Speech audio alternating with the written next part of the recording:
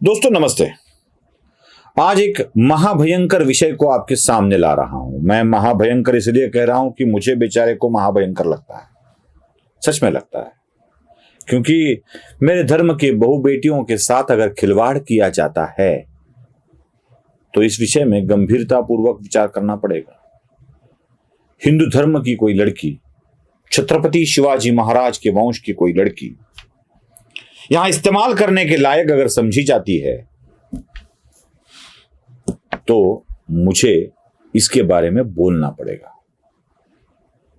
मैं ऐसी कुछ कहानियां आपको बता रहा हूं जिन कहानियों को आप सुनेंगे तो आप भी कहेंगे ये क्या हो रहा है।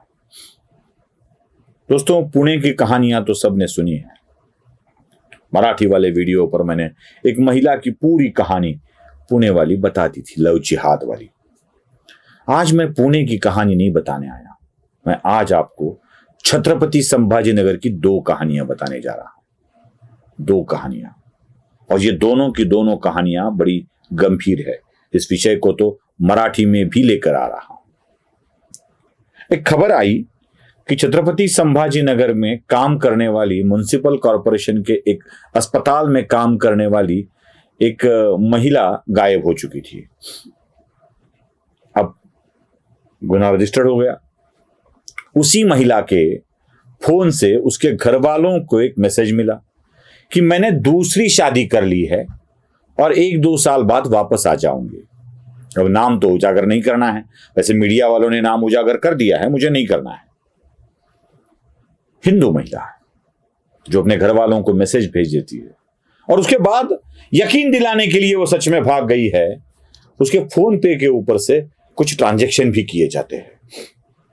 कुछ दिन चले जाते हैं और फिर पुलिस को पता चलता है कि उसका मर्डर हो चुका है। मर्डर होने के बाद पुलिस पहुंच जाती है छत्रपति संभाजी नगर के वैजापुर इलाकों में। वहीं के एक इलाके में उसकी बॉडी मिलती है, वो भी बरीड होती है, उसको दफनाया हुआ होता है और उसको निकाल कर बाहर पुलिस चेक करने लगती है। पोस्टमार्टम रिपोर्ट आता है तो ये पता चलता है कि उस महिला को बड़ी निर्ममता से मारा गया था और उसका खून करने से पहले उसके ऊपर बलात्कार भी हुआ था। बड़ी शर्म की बात है, लज्जा आती है। और ये करने वाला उसी के परिवार का एक करीबी व्यक्ति होता है जो शांति दूतों के धर्म से आता है, मजहब से आता है। और वही एक व्यक्ति जो खबर भी मैं आपको दिखा रहा हूं, नाम भी उसमें उस व्यक्ति का पता चल जाएगा। हालांकि अगर महिला का फोटो दिख रहा है तो उसको ब्लर करने की सूचना भी मैंने कर दी है और यह शांति दूत उस महिला को खत्म कर देता है। दोस्तों, एक हिंदू महिला के साथ जबरदस्ती करके उसको मार डालना, यह इनकी फितरत है। शायद कुछ बेचारी बच जाती है, लेकिन इतने बुरे तरीके से फंस जाती है कि कहो मत।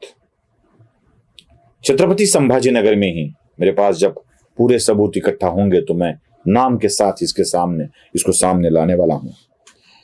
छत्रपति संभाजी नगर में ही बड़े घने आबादी वाले इलाके में एक आयुर्वेदिक दवाखाना चलता है। दवाखाना अच्छा है ऐसा कहा जाता है और उस दवाखाने के डॉक्टर का एक मानस पुत्र है, जहां के वैद्य हकीम उसको अपना पुत्र समझते हैं। ये पुत्र महोदय 2 नामों से जिंदगी जी रहे हैं। एक तो ओरिजिनल जिस मुसलमान धर्म से है उसका एक नाम, और हिंदू धर्म में भी उन्होंने एक समीर नाम का नाम जो कॉमन दिखता है उसको पकड़ लिया है। और ये समीर नाम लेकर उसी दवाखाने में अपना कहते हुए काम करता है और कभी कभी वो खुद को डॉक्टर भी बताता है। डॉक्टर किस चीज का? तो नेचुरोपैथी का। हुआ ऐसे कि अहिल्यानगर जिले से एक महिला अपनी पीड़ाओं को लेकर छत्रपति संभाजी नगर में आ गई 4-5 साल पहले, कोरोना के पहले। उसको लॉ कॉलेज के लिए एडमिशन भी करवाना था और बाकी सारी चीजें भी थी, तो वो आ गई। दुर्भाग्यवश उस महिला का पहले तलाक भी हो चुका था। हिंदू छत्रपति शिवाजी महाराज के महाराष्ट्र में, उन्हीं के धर्म में, उन्हीं की जाति में जन्मी ये महिला लॉ का एजुकेशन करने के लिए छत्रपति संभाजीनगर में आ जाती है। आते वक्त उसके कुछ बीमारियां भी थी और उन बीमारियों को झगड़ते झगड़ते कहीं पर वो कोशिश करती है कि इन बीमारियों से भी वो छुटकारा पा ले। तो लोग उसे सलाह देते हैं कि जाओ छत्रपति संभाजीनगर में एक फलाना फलाना आयुर्वेदिक दवाखाना है, जहां पे जाके अपने उपचार करवा लाओ। वहां पे कुछ बाहर का हुआ हो, जादू टोना हुआ हो तो उसके ऊपर भी इलाज किया जाता है। ये नाम बदले समीर के पास आ जाती है और कहती है कि मुझे ऐसी ऐसी बीमारी है। तो बोलता है मैं भी डॉक्टर ही हूं, नेचुरोपैथी का, आपको मैं ठीक कर सकता हूं। तो पहले विश्वास दिलाकर उसे वो अपने मानस पिता के, बाप भी साला ओरिजिनल नहीं, किसी को माना हुआ, उसके दवाखाने में ले जाता है और वहां पे उसे कुछ ऐसी दवाइयां खिलाता है जिस दवाइयों को खाकर वो बेहोश हो जाती है। होश में आने के बाद उसे ऐसे लगता है कि अपने साथ कुछ तो हुआ है। तो बोलता है कि आपके शरीर में एक जिन था, उसे मैंने निकाल दिया है। अब ये जिन निकालने के प्रोसेस के कारण आपको ऐसी थकान, कहीं पे दुखन ऐसा होगा। फिर कुछ दिन बाद ये महिला इसके से वो संबंध, दोस्ती वाले संबंध बनाए रखता है। वो महिला ये हिंदू लड़का है ये सोचकर उसको बोलती है कि मुझे रूम भी चाहिए, जरा किराए से रूम दिलवा दो। ये किराए से रूम भी दिलवा देता है और संबंध बढ़ाने लगता है, बातचीत बढ़ाने लगता है। गोरा चिट्टा, बातचीत बढ़ाकर बहलाने वाला, फुसलाने वाला, बार बार कॉलेज के सामने जाकर बात करने वाला, कभी कभी अहिल्यानगर के एक गांव में जाते वक्त साथ जाने वाला बस में ही। वो जब मिलना जाना है तो कुछ खाने के लिए लेकर जाओ, ये करने वाला। ये लड़का बार बार बार बार मिलता रहता है और उसको प्रपोज करता है और बोलता है मैं आपसे कुछ नहीं छिपाऊंगा, मैं दरअसल मुसलमान हूं, मैंने ये समीर नाम लेकर रखा है और मैं हिंदू बन गया हूं, लेकिन घर वालों का ऐसा है कि जब तक मेरी बहन की शादी नहीं हो जाती मैं इसको उजागर नहीं कर सकता, लेकिन मुझे हिंदू धर्म बड़ा प्यारा लगता है, मैं हिंदू बन गया हूं और आप भी मेरे साथ शादी कर लो। लड़की बोलती ठीक है, अच्छा है, पहली शादी टूटी हुई है तो शादी करने में दिक्कत क्या है। वो शादी करने के लिए राजी हो जाती है और शादी तब तक नहीं करनी है जब तक उसके बहन की शादी नहीं हो जाती।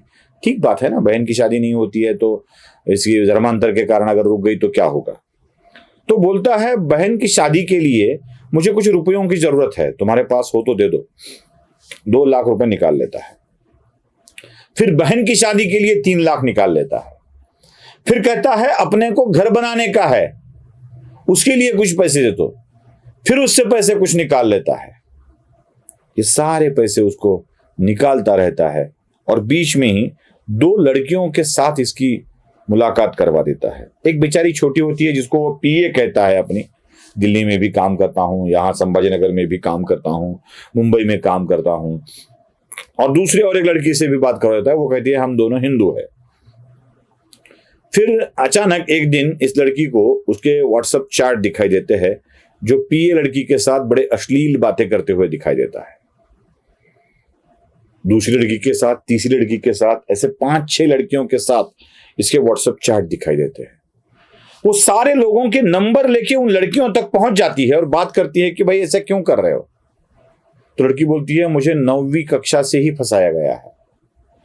और ऐसे फंसाए गए कई लोग सामने आ जाते हैं कि मुझे फंसाया है, मुझे फंसाया है, मुझे फंसाया है, किसी से पैसे लिए हैं, किसी से ये लिया है। और जब ये लड़की संघर्ष पर उतारू हो जाती है तो ये उस लड़की को बुलाकर कह देता है अगर कहीं पर बात की तो क्या करेगा। तुझे याद है मैंने कई बार तुझे दवाइयां दे के बेहोश किया है। हाँ, तो उस वक्त तेरे साथ संबंध बनाकर मैंने उसके वीडियो भी बना लिए हैं। अगर तू कुछ बोलेगी तो यह वीडियो सोशल मीडिया में वायरल कर दूंगा। चुप हो जाती है ये लड़की, चुप। और फिर खेल शुरू हो जाता है इसका। ये अपने मानस पिता को भी कन्विंस कर लेता है, पुलिस को भी बोल देता है। ऐसे कितने लड़कियों से कितने लाख ले चुका है ये पता नहीं है। जिनको ठगा गया है वो सारी की सारी हिंदू लड़कियां हैं। आज यह व्यक्ति गवर्नमेंट का अनुकंपा तत्व पर लगा हुआ शासकीय कर्मचारी है। और 2023 में जब इसकी चैटें खुले हो जाती है, व्हाट्सएप चैट खुला हो जाता है, तो ये सारी की सारी बातें सामने आने लगती है। और ये डर भी दिखाता है कि मैं इमरान मेहंदी की गैंग को अच्छी तरह से जानता हूं, उसको चलाने वाले नासिर से मेरा अच्छा रिश्ता है, मैं खत्म कर दूंगा। कोई भी यह विषय उठाएगा तो उसको भी खत्म कर दिया जाएगा और सारे मामले चिड़ी चुप हो जाते हैं। जो आरक्षण के लिए लड़ाई लड़ रहे हैं, एक महिला के ऊपर हुए हमले के कारण इतनी लड़ाई लड़ी जा रही है। मुझे बस पूछना है, एक ऐसी महिला को लूटा गया है अब तक, उसके बारे में कौन और कब बात करेगा? आप ही सोचो। नमस्ते।